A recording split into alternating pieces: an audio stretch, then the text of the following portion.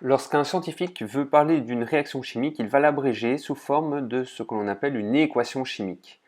Celle-ci reprend l'ensemble des symboles des molécules qui réagissent, les réactifs, suivi d'une flèche et de l'ensemble des symboles des molécules produites. Si nous reprenons notre réaction chimique entre l'acide chlorhydrique et le carbonate de calcium, HCl et CaCO3, nous avions comme produit de l'eau, H2O, du chlorure de calcium, CaCl2 et du dioxyde de carbone, CO2. L'équation chimique sera donc HCl plus CaCO3, flèche H2O plus CaCl2 plus CO2. On voit que le nombre d'hydrogène dans les réactifs est de 1 et de 2 dans les produits. Du côté du chlore, on a un chlore dans les réactifs et 2 dans les produits. Chaque atome possédant une masse qui lui est propre, qu'on appelle la masse atomique relative, cela veut donc dire que la masse des réactifs va être différente de la masse des produits.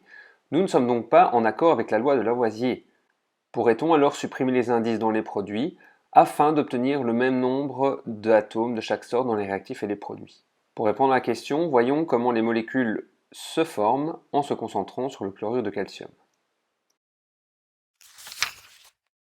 Une molécule de chlorure de calcium est donc composée d'atomes de calcium et d'atomes de chlore. On l'a vu précédemment, le calcium possède une charge plus 2, ce qui veut dire qu'il a 2 électrons à perdre. Il formera donc du Ca2+. Le chlore possède une charge moins 1, c'est-à-dire qu'il a un électron à gagner, il formera donc du Cl-. En fait, lorsqu'ils vont se rencontrer, ils vont échanger leurs électrons à perdre ou à gagner et former comme cela une molécule. Le nombre d'électrons échangés va déterminer ce qu'on appelle la valence. La valence est écrite en chiffres romains, pour le calcium elle sera donc de 2 et pour le chlore de 1.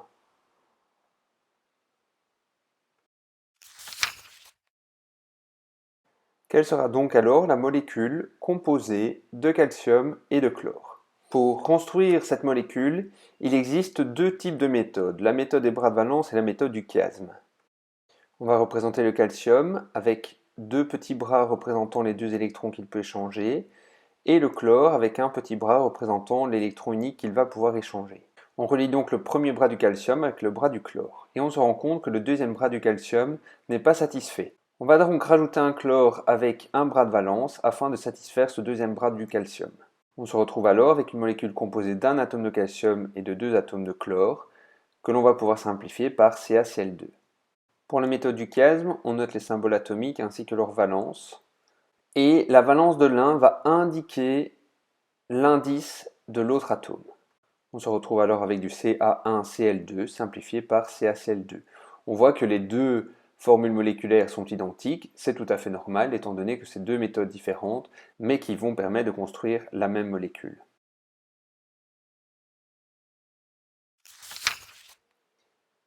Dans le tableau périodique, chaque famille possédant une charge bien déterminée, chaque famille va posséder également une valence qui est bien déterminée. Ainsi, la famille 1 est valence 1, la famille 2 valence 2, famille 3 valence 3, famille 4 valence 4, famille 5 valence 3, famille 6 valence 2, famille 7 valence 1 et la famille 8A ou famille 0 qui ne possède pas de valence.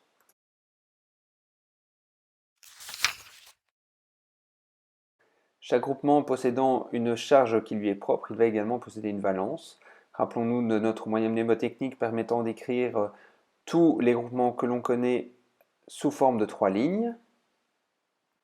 Tous les groupements se retrouvant sur la première ligne possédant une charge moins 1, ils vont posséder une valence 1. Ceux de la deuxième ligne possédant une charge moins 2, une valence 2. Et ceux se trouvant sur la troisième ligne possèdent une charge moins 3 et donc une valence 3. On se rappelle que NH4 n'est pas inclus dans le moyen mnémotechnique, il possède une charge plus 1 et donc une valence 1.